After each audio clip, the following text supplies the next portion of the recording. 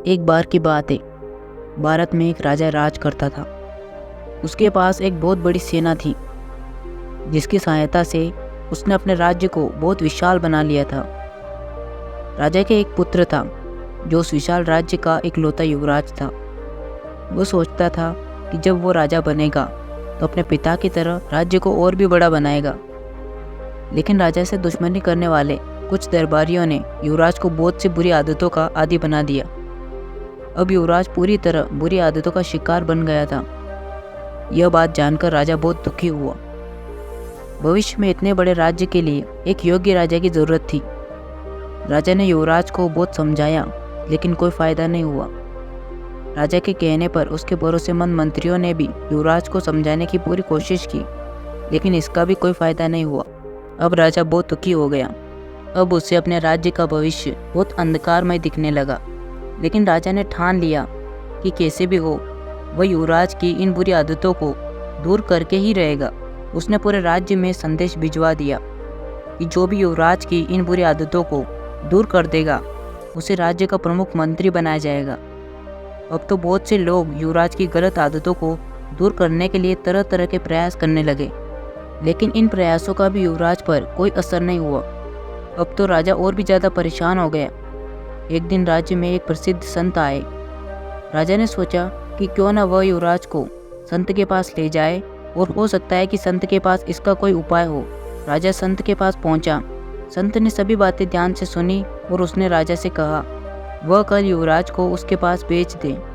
अगले दिन जब युवराज उस संत के पास पहुंचा तो उसने देखा कि संत ने वहाँ 2 कच्ची सड़कें बनवा रखी थी।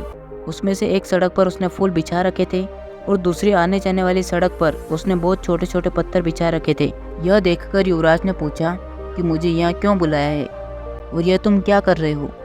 संत ने कहा कि युवराज, मैं आपके लिए परेशानियों का निर्माण कर रहा हूँ। आपको इन परेशानियों का सामना करते हुए आगे बढ़ते जाना है। युवराज के कुछ समझ नहीं आया। उसने फिर से संत से पूछा, मुझे तुम्हारी बात समझ नहीं आई। किन परेशानियों का सामना मुझे करना है? कहाँ है वो परेशानियाँ?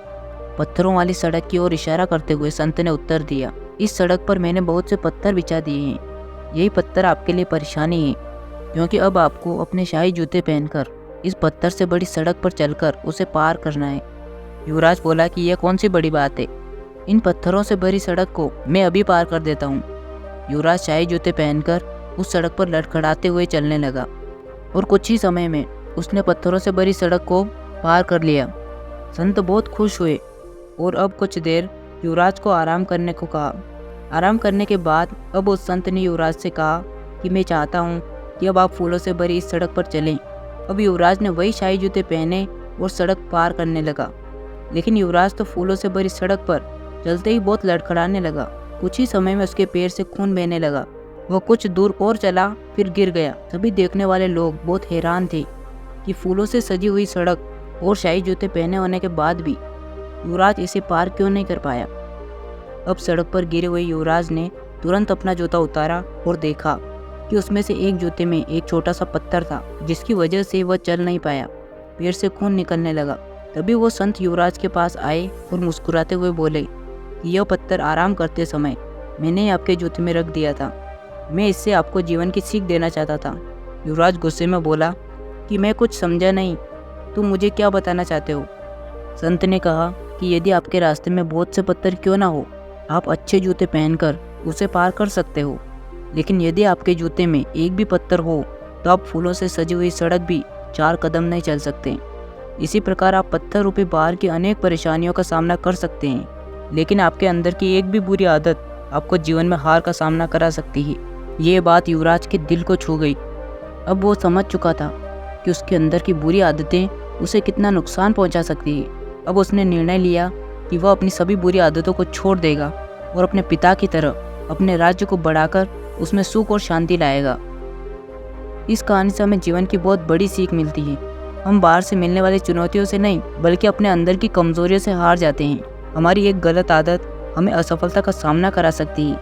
कहानी में युवराज ने अच्छे और मजबूत जूते पहनकर अनेकों पत्थरों को पार कर लिया था। इसी प्रकार हम भी अच्छी आदतें अपनाएं और अपने इरादे मजबूत रखें तो जीवन की अनेकों परेशानियों और चुनौतियों का सामना आसानी से कर सकते हैं। लेकिन जब युवराज के जूते में एक छोटा सा पत्थर रखकर उसे फूलों पर चलाया गया तो वो 4 कदम भी सही से नहीं चल पाया और गिर गया। इसी प्रकार यदि एक भी बुरी आदत हमारे अंदर आ गई तो वही हमें जीवन की राह पर 4 कदम भी नहीं चलने देगी। फिर चाहे हमारे पास फूलों के रूप में कितनी भी अच्छी सुविधाएं क्यों ना हो, हमारी गलत आदतें हमें जीवन के बीच रास्ते में ही लड़खड़ा कर गिरा देती है और हम अपनी मंजिल तक नहीं पहुंच पाते हैं।